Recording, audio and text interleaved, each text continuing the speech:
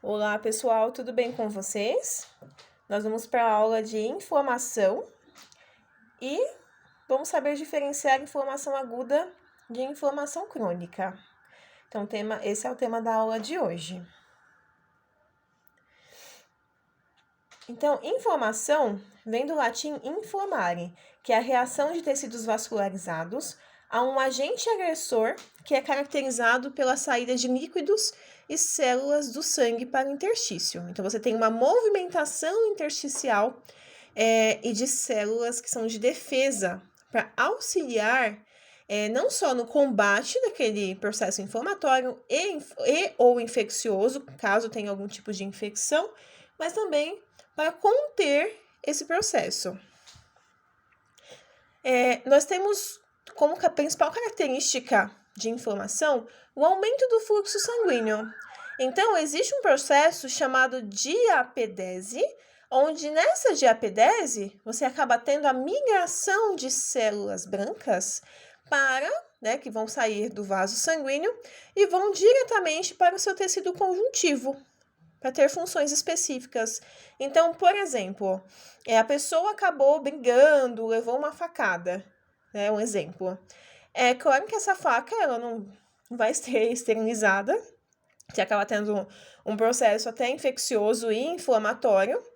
No caso, você acaba tendo a diapedese, que é a migração desses leucócitos do vaso sanguíneo, ele sai entre o endotélio vascular para ir diretamente para o seu tecido conjuntivo para fazer ações específicas nesse tecido, como, por exemplo, uma limpeza tecidual e também auxiliar no processo de cicatrização.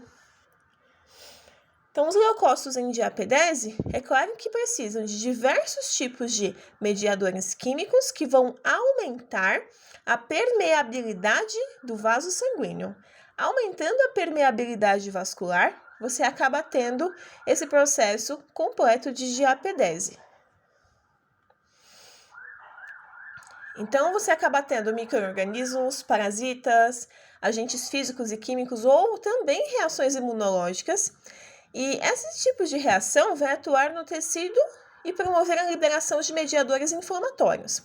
Quando eu tenho essa liberação de mediadores inflamatórios, acaba aumentando a permeabilidade vascular, fazendo com que nós tenhamos a saída do plasma e células do sangue para o interstício, para o tecido conjuntivo.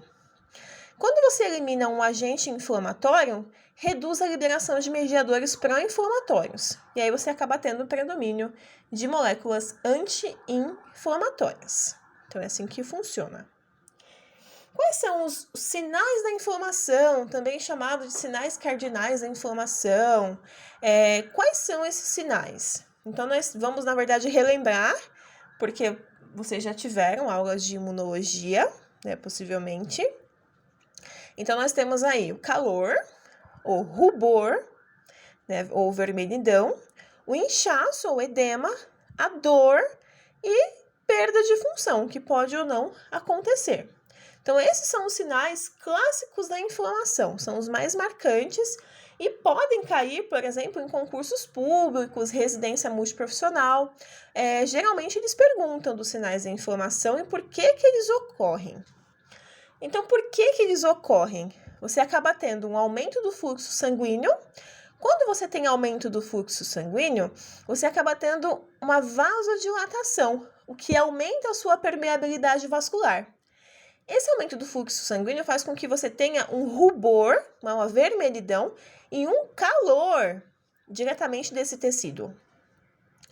Referente à permeabilidade vascular por conta da vasodilatação, acaba ocasionando uma exsudação de fluido. Esse fluido vai sair do vaso sanguíneo, ele vai para o tecido provocar um edema, ou provoca edema ou inchaço. Esse exudato, como vai inchar o tecido, vai fazer a compressão de terminações nervosas. Comprimindo terminação nervosa, você acaba tendo um processo de dor.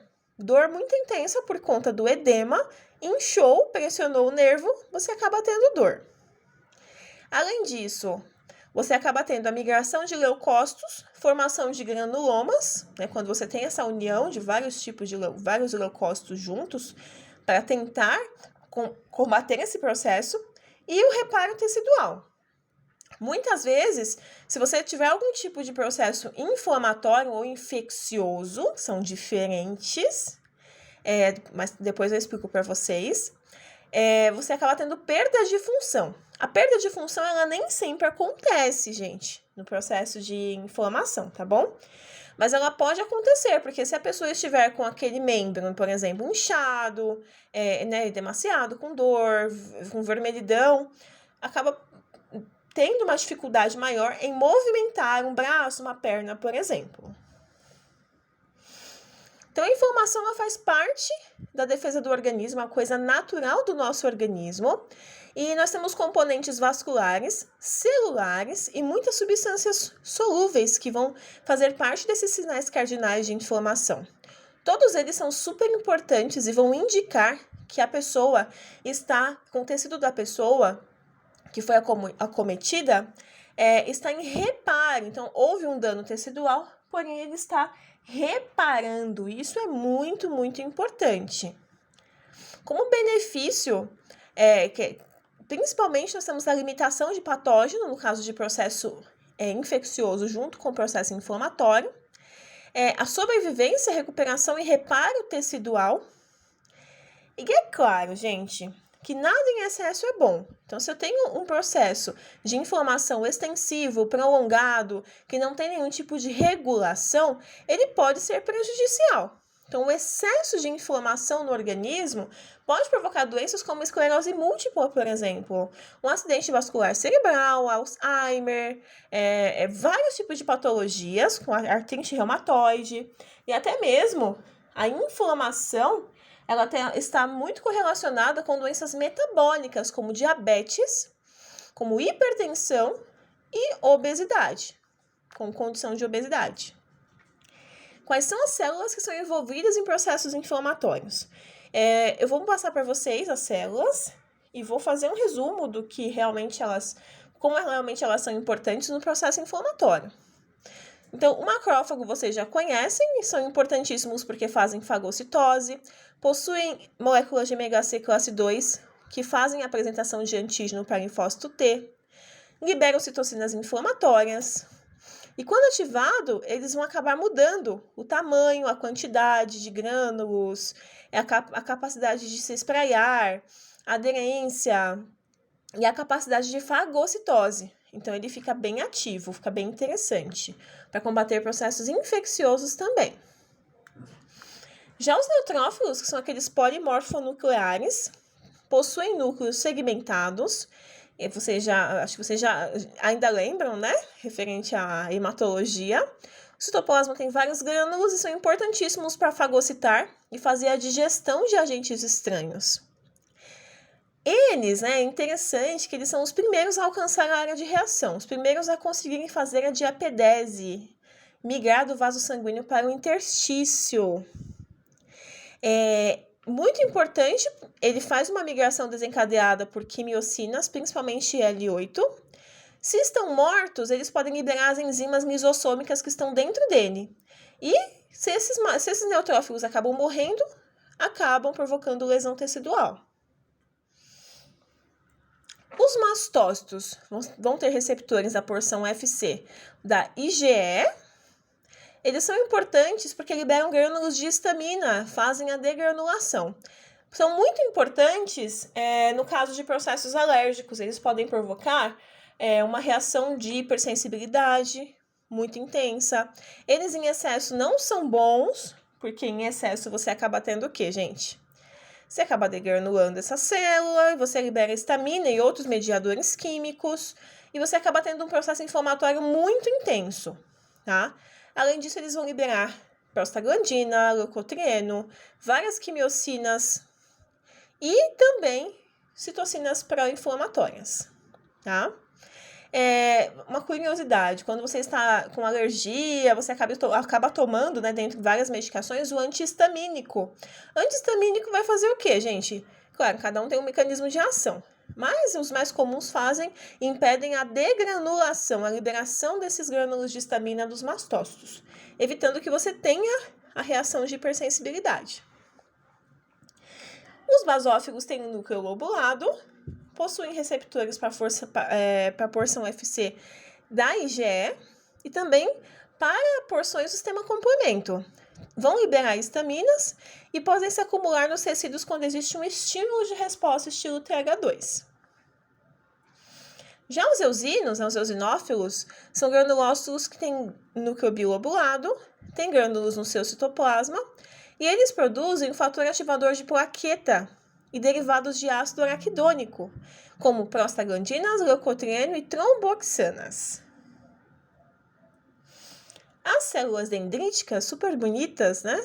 Elas são importantes porque são presentes em tecidos e são APCs, são células apresentadoras de antígeno na hora da defesa.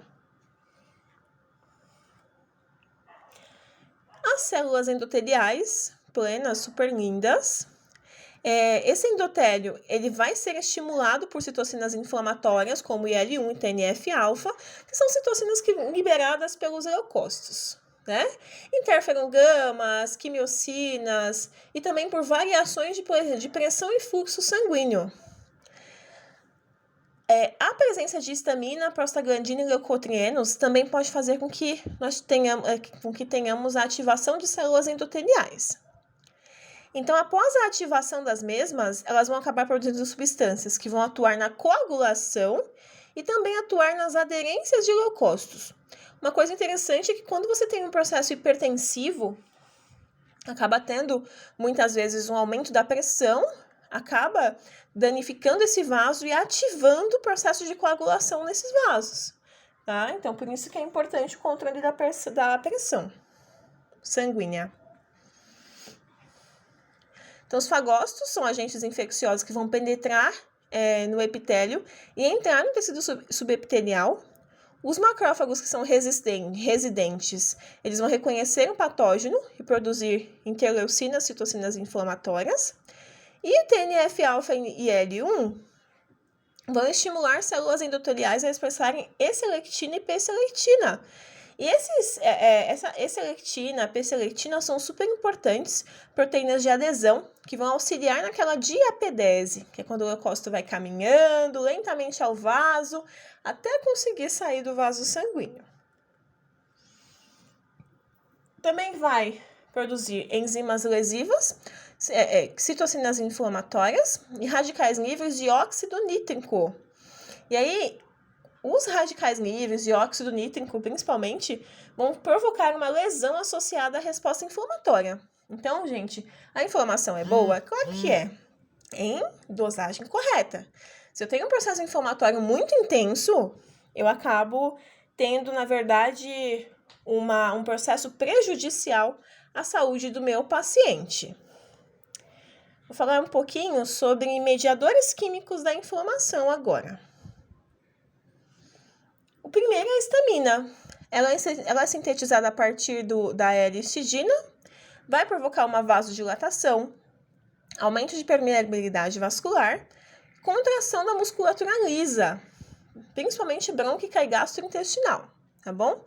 É importante falar que quando você tem esse excesso de histamina sendo liberado, você pode ter uma broncoconstrição. Então, a pessoa que tem um processo alérgico muito intenso pode sim parar de respirar, tá? Então, é bem complicado. Essa tabela fala das principais ações fisiológicas da histamina, para vocês verem quanto ela é importante. A bradicinina e caridina, que vão provocar vasodilatação, o aumento da permeabilidade vascular, que é o edema, vão produzir dor, induzir a síntese e liberação das prostaglandinas. Então, bradicinina e caridina, elas são super, super importantes para você conseguir finalizar esse processo inflamatório. Sem ela, você acaba não conseguindo, sem elas. E os componentes do sistema complemento. Não vou me estender muito em sistema complemento, que é longa, né, a história do sistema complemento, mas são proteínas importantíssimas para auxiliar nesse processo inflamatório. Vocês sabem que existem 3 vias: a via clássica, a via via MB-lecitina e a via alternativa. Então, na via clássica, a gente tem lá o C1q que vai se ligar ao complexo antígeno-anticorpo ou se liga diretamente na superfície do patógeno, tá? Temos o MBL, que vai se ligar na superfície do patógeno, e a via alternativa, que se liga mediante a hidrólise espontânea do C3 na superfície do patógeno. Nossa, mas por que esse sistema complemento é tão importante? Porque ele faz um processo, dentre vários, tá, gente? Ele faz um processo chamado de opsonização. Ele vai deixar essa bactéria, vai deixar esse antígeno mais atrativo para a fagocitose dos macrófagos. Então, ele vai opsonizar. Ele vai, na verdade, colocar aquela plaquinha, olha, tá aqui, pode pegar. Aí o macrófago consegue realmente encontrar com mais facilidade, capturar com mais facilidade também esse antígeno. Agora vamos falar sobre os tipos de inflamação. Essa tabela é bem interessante, importante vocês estudarem, que fala sobre os tipos de inflamação aguda e crônica. Então, tem aqui as diferenças entre aguda e crônica com o agente causal, as células que são envolvidas, os mediadores primários, o início, a duração e a evolução, tá? Lembrando que uma inflamação aguda, ela é bem mais tranquila de controlar do que uma inflamação crônica. E o desfecho ruim, ele se dá na maioria das vezes por uma inflamação crônica e não aguda. Na maioria das vezes, tá? Não é regra. Então, numa inflamação aguda, você acaba tendo um agente que é pouco patogênico, um contato único com o tecido saudável, a agressão acaba sendo super leve, na maioria das vezes, e a reação inflamatória é de curta duração e de pequena intensidade, não causa um dano absurdo para o organismo. Tá bom? Além disso, você tem um aumento do calibre nos vasos do local agredido, há uma pequena alteração de capilares, aí vão sair as células sanguíneas do plasma para o sítio da inflamação, e a diapedese, a migração de leucócito e acúmulo no foco inflamatório, tá? Então, no caso que eu tinha falado para vocês, levou uma facada, até vamos ser mais tranquilos, né? Facada é muito pesado. Furou o dedo com um espinho, né? Aqui eles falam bem como isso acontece. Então, houve uma perfuração, vou colocar o dedo aqui para vocês. Então, houve uma perfuração, né? Perfurou pele, passou o epitélio, passou o tecido conjuntivo, vaso sanguíneo bonitinho passando aqui. E a gente tem uma diapedese, a migração desses leucócitos para tentar combater essas bactérias que entraram com o espinho aqui. Essa é uma inflamação aguda. A inflamação crônica, na inflamação crônica o agente é muito resistente e patogênico a contatos repetidos e persistentes, mesmo em tecidos super saudáveis, e a agressão é muito mais grave, com reação inflamatória de longa duração e de maior intensidade. Professora, mas isso pode realmente ocasionar uma inflamação crônica? Pode ocasionar o desenvolvimento de outras doenças? Com certeza, sem dúvidas, tá? Deixa eu virar aqui para vocês. Pronto. Então, na inflamação crônica, nós temos uma infiltração de células mononucleares, que são macrófagos e linfócitos. Há uma tentativa, por que tem essa infiltração? Há uma tentativa de reparo da área lesada. Então, a formação de tecido conjuntivo e a angiogênese, que é a criação de novos vasos através de vasos que são pré-existentes. Por quê? Porque a angiogênese faz com que você tenha uma maior oxigenação e leva de fluxo sanguíneo no local. E a destruição tecidual causada essencialmente pelas células inflamatórias.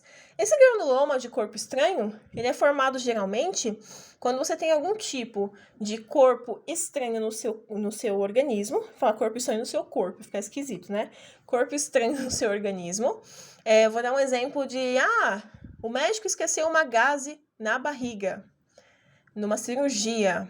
Nossa, mas como isso é possível? Como é que a pessoa não morreu? Porque o nosso organismo, não reconhecendo como corpo estranho, né, não reconhecendo como nosso, pegou aquela gase e envolveu, fez a diapedese e tudo mais, e envolveu por um granuloma cheio de leucócitos. Ele envolve todinho para tentar esconder aquele objeto, tá? Assim, a gente tenta esconder para evitar uma inflamação muito intensa, mas o granuloma acaba sendo, por si só, uma inflamação crônica. Ah, mas ficou 15 anos sem saber. Mas uma hora vai inflamar feio.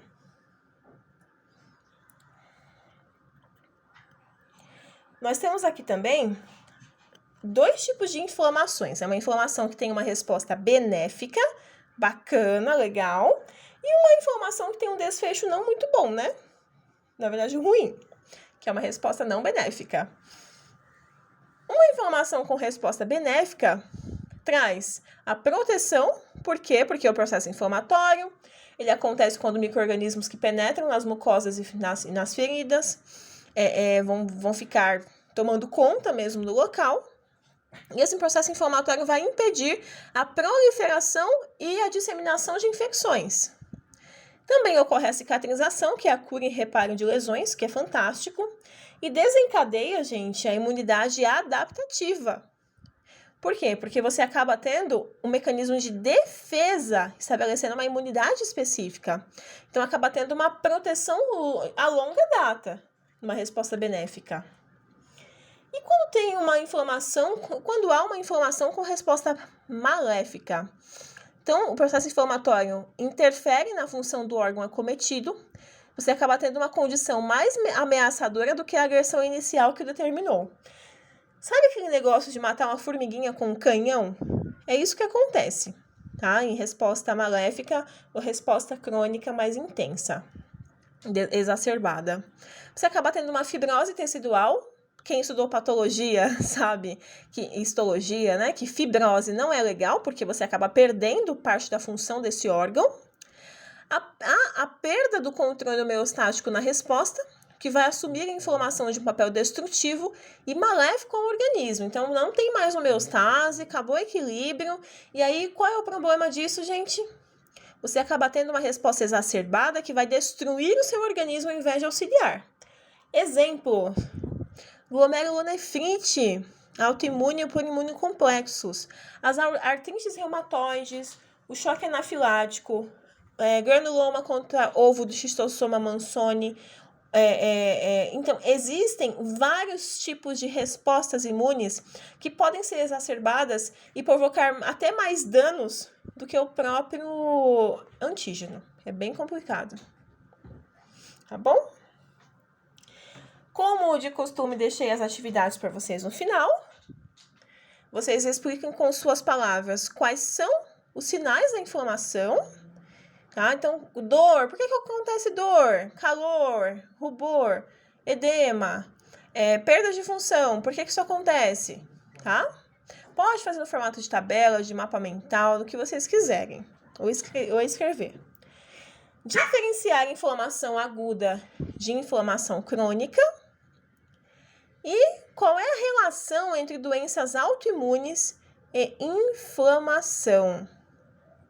Explica um pouquinho qual é a relação de determinação de doenças autoimunes e o processo inflamatório. Por que a inflamação controlada é tão importante para evitar doença autoimune? Tá bom? Então é isso, pessoal. Essa foi nossa aula de inflamação. É claro que eu não me estendi muito, para não ficar muito longa, porque o processo é mais longo do que vocês imaginam aqui. É bem longo mesmo. Eu posso complementar mandando alguns textos para vocês, tá bom? Mas é só para vocês terem uma ideia de como funciona o nosso organismo em processos inflamatórios. Então, tenham uma excelente semana. Beijão para vocês!